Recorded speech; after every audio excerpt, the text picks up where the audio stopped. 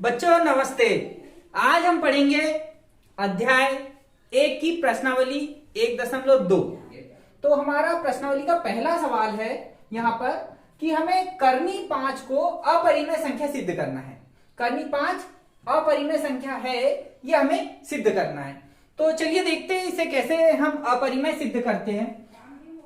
इस प्रकार के सवालों को अपरिमेय संख्या सिद्ध करने के लिए हम पहले एक परिकल्पना बना लेते हैं। हम मान लेते हैं कि कर्णी 5 परिमेय संख्या है। तो चलिए स्टार्ट करते हैं। और जो परिकल्पना हमने माने हैं कि दी गई संख्या परिमेय संख्या है, अंत में इसे हम असत्य सिद्ध कर देंगे। और जब असत्य सिद्ध कर देंगे तो इसका तात्पर्य यह हुआ कि जो हमने माने हैं वो गलत माने हैं और ये परिमेय संख्या अपरिमेय संख्या सिद्ध हो जाएगी। तो चलिए हम इसे सॉल्व करते हैं। तो इसके लिए हम मान लेते हैं माना कर्णी 5 एक परिमेय संख्या है। परिमेय संख्या है। जब परिमेय संख्या है तो परिमेय संख्या को हम P बटे Q के रूप में लिख सकते हैं। इसका मतलब कर्णी 5 को भी हम P बटे Q के रूप में लिख सकते हैं। अर्थात कर्णी 5 को हम मान लेते हैं कि एक परिमेय संख्या, ये परिमेय संख्या है तो इसको हम A बटे B के रूप में लिख सकते हैं। तो हमने A बटे B के रूप में इसको लिख दिया। A और B क्या है? यहां पर A और B पूर्णांक है। A और B क्या है? पूर्णांक है। ठीक है, तो A और B पूर्णांक हमने मान लिया इसको। ठीक है, तो ये परिमेय संख्या हो गई। अब यहां पर हम क्या करते हैं? दोनों पक्षों का वर्ग कर देंगे। तो दोनों पक्षों का वर्ग करने पर दोनों पक्षों का वर्ग करने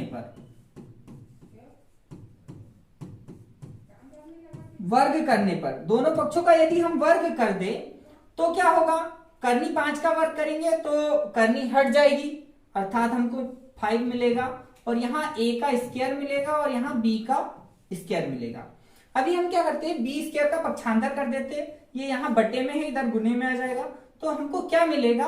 a का स्क्वायर बराबर 5b स्क्वायर। तो हम लिख देंगे यहां a square equal 5b square. ठीक है, अब यहां पर एक समीकरण नाम दे देते हैं इसको। ठीक है, अब ये है कि a का स्क्वायर और a का स्क्वायर बराबर है 5 इंटू बी स्क्वायर। तो ये b पूर्णांक है और 5 भी एक पूर्णांक है, दोनों का गुणनफल है। तो यदि a स्क्वायर के गुणनखंड में, यहां पर इसका यही तात्पर्य कि a स्क्वायर के जो गुणनखंड है, ये दोनों संख्या गुने में है, तो a स्क्वायर के गुणनखंड में 5 उपस्थित है। अर्थात a स्क्वायर जो होगा वो 5 से विभाजित होगा, क्योंकि उसके गुणनखंड में 5 है। तो a स्क्वायर 5 से पूर्णतः विभाजित होगा। तो यहां पर हम लिखेंगे कि a स्क्वायर, चूंकि a स्क्वायर 5 से विभाजित है, 5 से विभाजित है, इसलिए जो a होगा a भी 5 से पूर्णतः विभाजित होगा।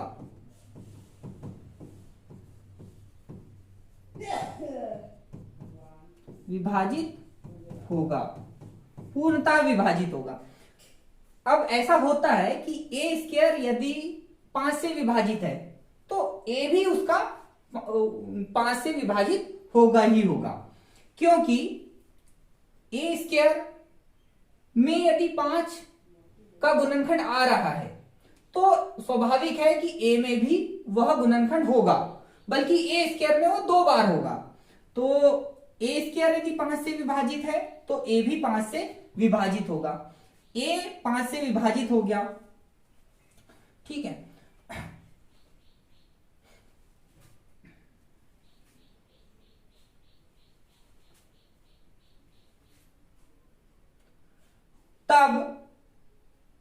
तब हम a बराबर, इसको हम क्या मान सकते हैं, a यदि 5 से विभाजित है तो इसको 5k मान सकते हैं कि ये 5 का गुणज है, तो 5k मान सकते हैं।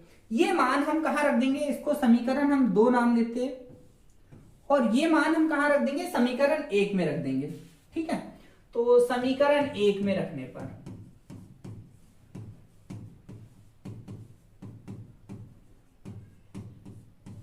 समीकरण 1 में मान रख दिए, तो समीकरण 1 में मान यहां रखेंगे हम 5k, a का मान रखना है 5k, तो 5k का स्क्वायर हो जाएगा, होल स्क्वायर हो जाएगा, इक्वल 5b का होल स्क्वायर।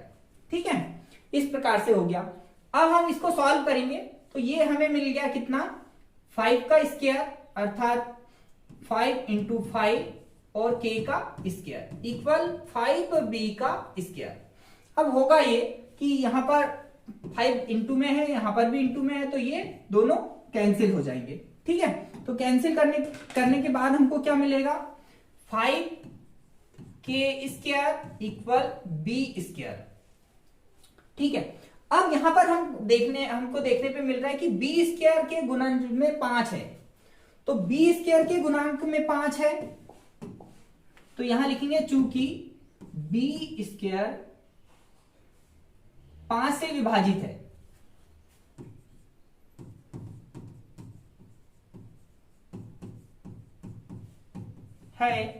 तब इसलिए b भी 5 से विभाजित होगा।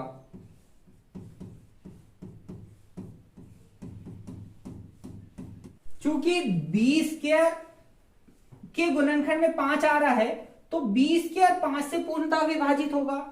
b स्क्वायर जब 5 से पूर्णतः विभाजित होगा तो b भी 5 से पूर्णतः विभाजित होगा।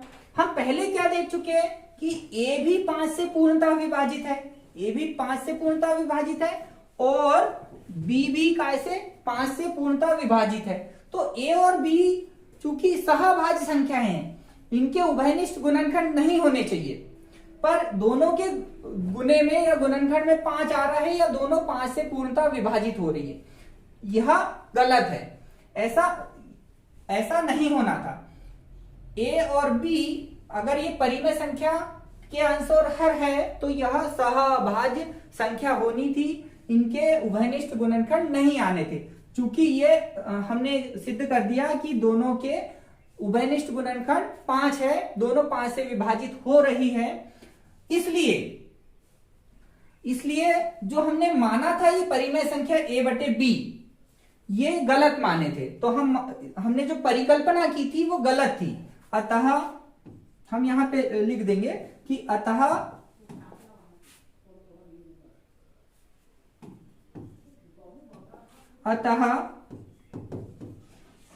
हमारी, ऐसा पहले लिख सकते हैं हम कि चूंकि ये लिख देंगे कि चूंकि a और b दोनों सहभाज्य संख्या है, परंतु यहां पर दोनों के उभयनिष्ठ गुणनखंड में 5 आ रहा है, अतः हमारे द्वारा की गई परिकल्पना, अतः हमारी परिकल्पना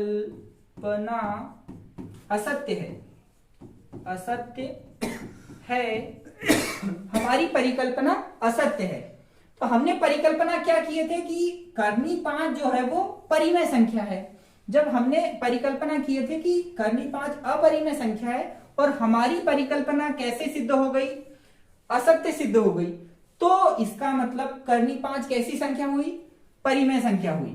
तब कर्णी 5 एक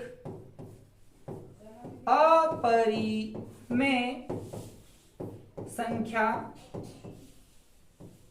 है। ठीक है, हमारी परिकल्पना गलत हो गई, इसलिए कर्णी 5 कैसी संख्या है, अपरिमेय संख्या है। ठीक है, तो इस प्रकार से हमने सॉल्व किया कि कर्णी 5 किस प्रकार से अपरिमेय संख्या हम सिद्ध कर सकते हैं।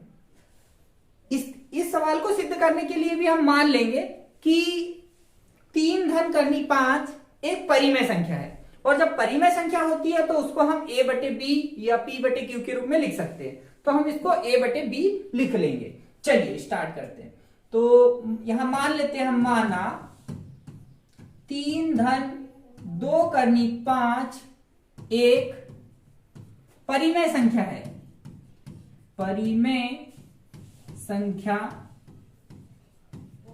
है। जब परिमेय संख्या है तो इसको हम क्या लिख सकते हैं, इसको हम 3 धन 2 करनी 5 को a बटे b के रूप में लिख सकते हैं। तो हमने a बटे b के रूप में इसे लिख दिया। अब हम क्या कर सकते हैं, यहां से 3 का पक्षांतर कर सकते हैं। 3 का हम क्या कर सकते हैं, पक्षांतर कर सकते हैं।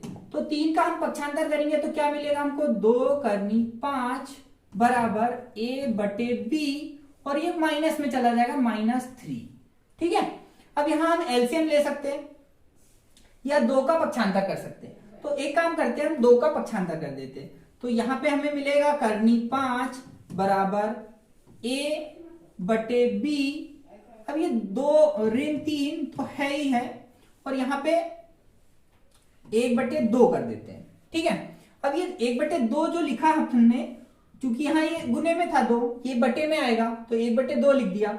अब हम क्या करते हैं कि इस ये बटे वाले 2 का अंदर गुना कर देते हैं। तो गुना करने में क्या मिलेगा हमको, देखते करनी 5 बराबर, चलिए अब ये जो 2 है इसका अंश में कहीं गुना नहीं होगा, ये हर में है तो हर में ही गुना होगा, तो दोनों हर में ही रहेगा।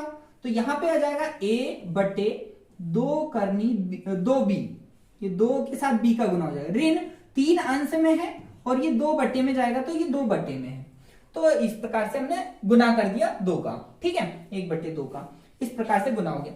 और a और b ये क्या थे, ये इस प्रकार था कि इसमें a b क्या है, सहभाज्य है और पूर्णांक है। कैसे है, पूर्णांक है। a b कैसे है, पूर्णांक है। तो a और b पूर्णांक है, तो ये संख्या, ये जो संख्या हमको मिली, ये a बटे b है। a और b पूर्णांक है, 2 भी पूर्णांक है। तो ये संख्या क्या हो गई, परिमेय संख्या हो गई। ये संख्या क्या हो गई, परिमेय संख्या हो गई। और यहां 3 बटे 2 है, ये भी कैसी संख्या हो गई, परिमेय संख्या हो गई। 2 परिमेय संख्याओं का अंतर भी परिमेय संख्या होता है। दो परिमेय संख्याओं का अंतर भी क्या होता है, बीच में ऋण चिन्ह है, तो 2 परिमेय संख्याओं का अंतर भी क्या होता है, परिमेय संख्या ही होता है। तो दोनों का अंतर भी परिमेय संख्या होगा। तो यहां पर हम लिख सकते हैं कि a और b पूर्णांक है। a और b कैसे है, पूर्णांक है। a और b पूर्णांक है, क्योंकि a और b कैसे है, पूर्णांक है, तब a बटे 2b एक परिमेय संख्या होगी, एक परिमेय संख्या होगी। और 3 बटे 2 भी एक परिमेय संख्या है।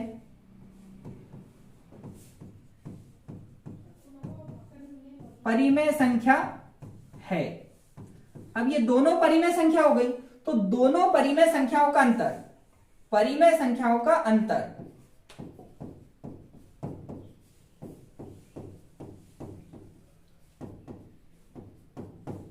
परिमेय संख्याओं का अंतर भी परिमेय संख्या होता है।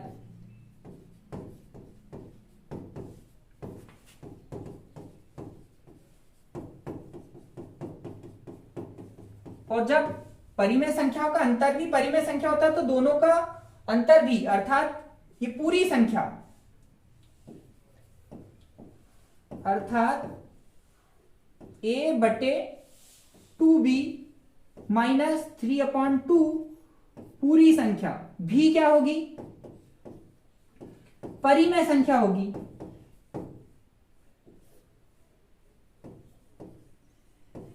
परिमेय संख्या होगी।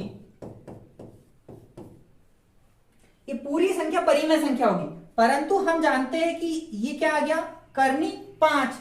करनी 5 कैसी संख्या है, अपरिमेय संख्या है। क्योंकि करनी 5 कैसी संख्या है, अपरिमेय संख्या है। और कोई अपरिमेय संख्या परिमेय संख्या के बराबर नहीं हो सकती। हमने जो राइट हैंड साइड में जो पद है उसको हमने परिमेय संख्या सिद्ध कर दिया कि ये परिमेय संख्या है, और ये परिमेय संख्या और एलएचएस में हमारे पास करनी 5 है जो कि अपरिमेय है। तो अपरिमेय संख्या परिमेय संख्या के बराबर नहीं हो सकती, इसका मतलब ये बराबर नहीं हो सकता। और बराबर नहीं, चूंकि यहां लिख देते हैं चूंकि करनी 5 अपरिमेय संख्या है और एक अपरिमेय संख्या परिमेय संख्या के बराबर नहीं हो सकती, और एक परिमेय संख्या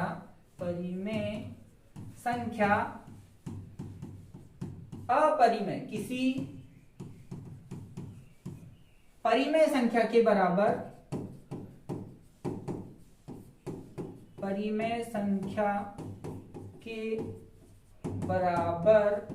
नहीं हो सकती।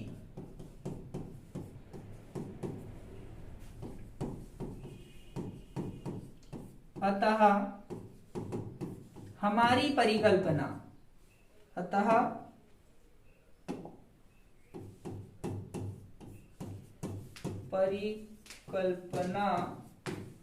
असत्य है। हमारी परिकल्पना कैसी है? असत्य है। और हमारी परिकल्पना असत्य है तो हमने जो परिकल्पना की थी कि ये पूरी संख्या परिमेय संख्या है, तो ये असत्य हो गया, तो इसका मतलब ये जो संख्या है वो परिमेय संख्या होगी। अतः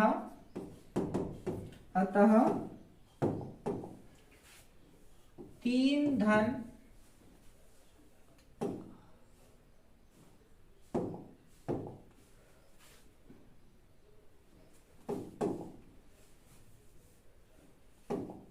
धन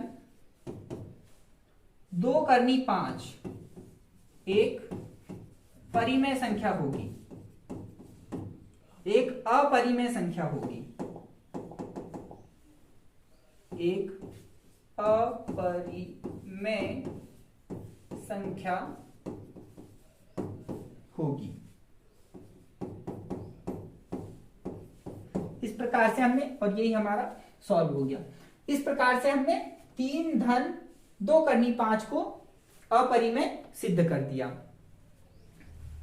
बच्चों, प्रश्नावली 1.2 के 2 सवालों को हम सॉल्व कर चुके। अब चलिए तीसरा सवाल देखते हैं। तीसरे सवाल में भी हमें कुछ संख्याएं दी हुई है और इन संख्याओं को हमें अपरिमेय सिद्ध करना है। तो इन्हें भी कैसे हम अपरिमेय सिद्ध कर सकते हैं, चलिए देखते हैं। पहला सवाल है हमारे पास 1/करनी 2। तो 1/करनी 2 को हम परिमेय सिद्ध करने के लिए पिछले सवालों की तरह ही क्या करेंगे कि हम एक परिकल्पना बना लेंगे और हम इसको मान लेंगे कि ये एक परिमेय संख्या है। तो हम मान लेते हैं, माना 1/करनी 2 एक कैसी संख्या है? परिमेय संख्या है। और जब ये परिमेय संख्या है तो इसको हम क्या लिख सकते हैं? इसको हम लिख सकते हैं 1/करनी 2 बराबर a/b, और a और b क्या है? पूर्णांक है। a और b पूर्णांक है, ठीक है। तो यहां पर हम क्या करते हैं, दोनों पक्षों का व्युत्क्रम कर देते हैं। दोनों पक्षों का व्युत्क्रम कर देते हैं, अर्थात हर को अंश बना देते हैं और अंश को हर बना देते हैं। तो हमें क्या मिलेगा? यहां मिलेगा हमको करनी 2/1 बराबर, यहां हमें मिलेगा b/a, ठीक है। जब a और b दो पूर्णांक है तब a/b एक परिमेय संख्या है, तो b/a भी क्या होगी? एक परिमेय संख्या होगी। इसको हम दोबारा लिख सकते हैं, करनी 2 बराबर b/a। और ये संख्या जो है ये कैसी संख्या है? ये परिमेय संख्या है। ये परिमेय संख्या है, ये परिमेय संख्या हो गई। और हम जानते हैं कि करनी 2 कैसी संख्या है? ये एक अपरिमेय संख्या है। कैसी संख्या है? अपरिमेय संख्या है। ये अपरिमेय संख्या है और कोई परिमेय संख्या अपरिमेय संख्या के बराबर नहीं हो सकती। तो ये बराबर जो हमने लाया है ये गलत सिद्ध हुआ है कि ये परिमेय संख्या अपरिमेय संख्या के बराबर आ गई है। तो हम यहां लिख सकते हैं कि a बटे बी, चूंकि b बटे a एक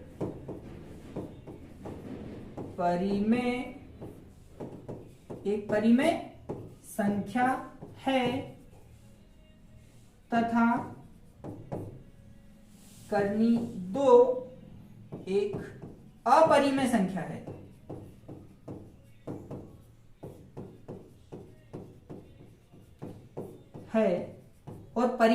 और एक परिमेय संख्या अपरिमेय संख्या के बराबर नहीं हो सकती।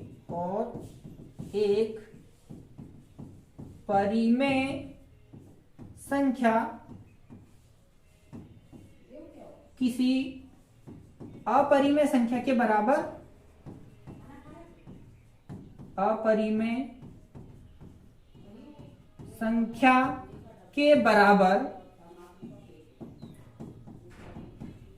नहीं हो सकती।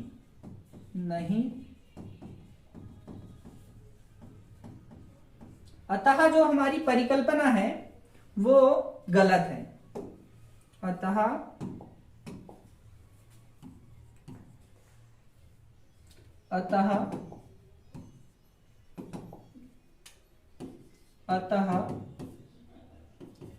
हमारी परिकल्पना असत्य है। और हमारी परिकल्पना असत्य है तो हमने परिकल्पना क्या की थी कि 1/2 एक परिमेय संख्या है और ये असत्य सिद्ध हो गया। तो इसका मतलब 1/2 कैसी संख्या होगी? अपरिमेय संख्या होगी।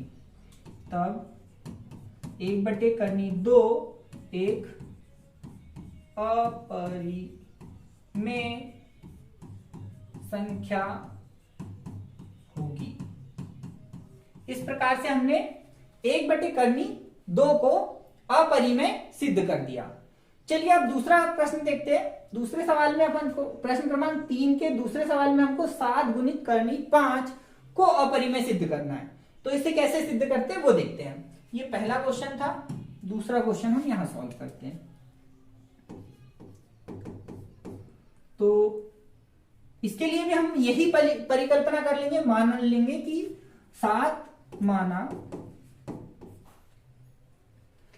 7√5 एक परिमेय संख्या है। परिमेय संख्या है और ये परिमेय संख्या है तो इसको हम a/b लिख सकते हैं। 7√5 इक्वल a/b और ab क्या है? पूर्णांक संख्याएं हैं। अब 7 का हम पक्षांतर कर देंगे तो ये आ जाएगा √5 इक्वल a/7b।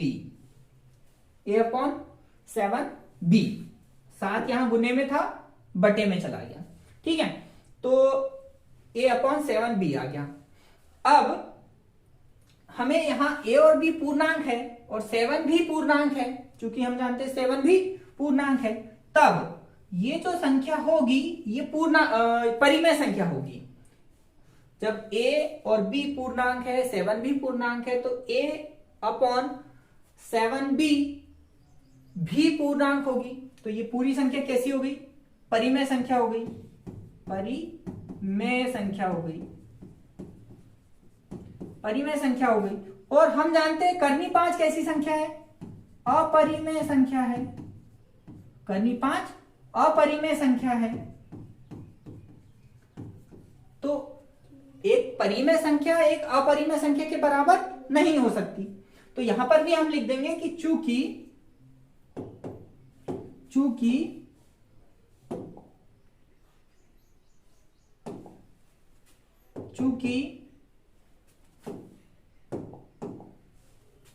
a/7b एक कैसी संख्या है? परिमेय संख्या है तथा कर्नी 5 एक अपरिमेय संख्या है। अपरिमेय संख्या है।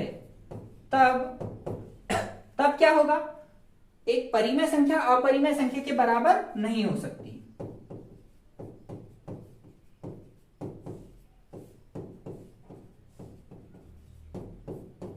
किसी अपरिमेय संख्या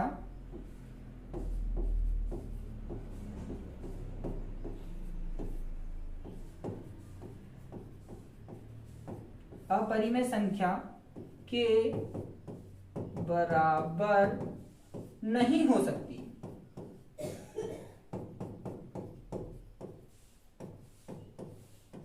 नहीं हो सकती। परिमेय संख्या अपरिमेय संख्या के बराबर नहीं हो सकती, अतः हमारी परिकल्पना असत्य है। अतः हमारी परिकल्पना असत्य है।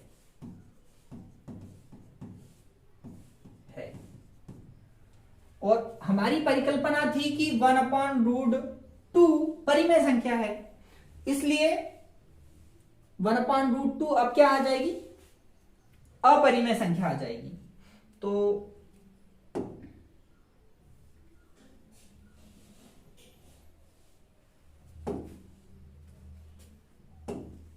तब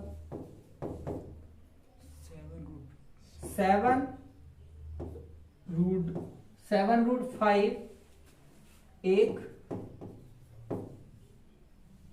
अपरिमेय संख्या होगी।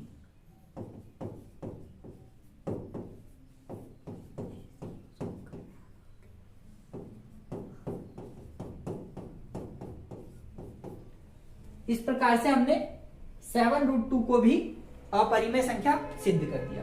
चलिए अगला क्वेश्चन देखते हैं। प्रश्न क्रमांक 3 का ही तीसरा प्रश्न है। 6 - 2 को हमें अपरिमेय संख्या सिद्ध करना है। 6 - 2 को हमें अपरिमेय सिद्ध करना है। तो इसे सिद्ध करने के लिए भी हम मान लेते हैं, माना 6 - 2 एक परिमेय संख्या है। क्या मान लिया हमने? कि ये एक परिमेय संख्या है। और जब ये परिमेय संख्या है तो हम इसको क्या लिख सकते हैं? a/b के रूप में लिख सकते हैं। अब लिख सकते हैं तो हम लिख देते हैं √2a/b - 6। ये 6 का क्या कर दिया हमने? पक्षांतर कर दिए। 6 उधर चला गया। अब 6 जब पक्षांतर करके उधर चला गया तो क्या में गया? माइनस में गया। तो यहां हम एलसीएम ले सकते हैं या हम 6 को 6/1 लिख सकते हैं। तो यहां पर हम देखेंगे कि a/b है, ये एक परिमेय संख्या है। 6/1 भी कैसी संख्या है? परिमेय संख्या है। और दो परिमेय संख्याओं का अंतर भी एक परिमेय संख्या मिलता है। तो ये पूरी संख्या हमें क्या मिल जाएगी? परिमेय संख्या मिल जाएगी। तो हम यहां लिख सकते हैं कि चूंकि a/b एक परिमेय संख्या है और 6/1 भी एक परिमेय संख्या है। परिमेय संख्या है, तब इनका अंतर a/b - 6/1 भी क्या होगा? एक परिमेय संख्या होगा। परिमेय संख्या होगा। अब ये परिमेय संख्या हो गया। ये पूरी संख्या कैसे आ गई? परिमेय संख्या आ गई। ठीक है, ये पूरी संख्या हमें ये पूरी संख्या हमें क्या मिल गई, परिमेय संख्या मिल गई, ये परिमेय है। और यहां पर हम देख रहे हैं कि ये कैसी संख्या है, अपरिमेय संख्या है।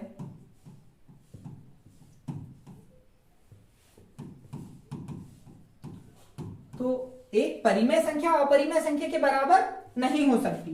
तो यहां पे ये हो जाएगा कि कोई परिमेय संख्या अपरिमेय संख्या के बराबर नहीं हो सकती।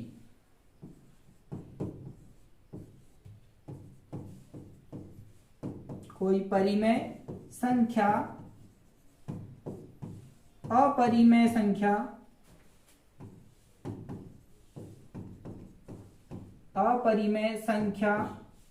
के बराबर नहीं हो सकती।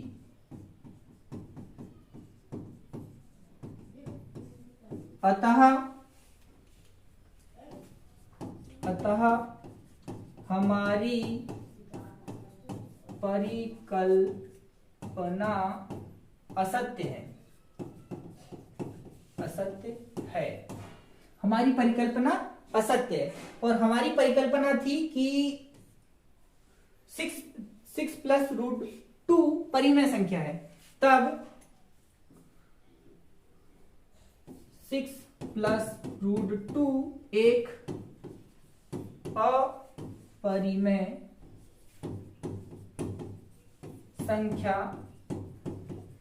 होगी। और इस प्रकार से हमने 6 प्लस रूट 2 को भी अपरिमेय संख्या सिद्ध कर दिया। इस प्रकार से हमारा पहला अध्याय समाप्त होता है।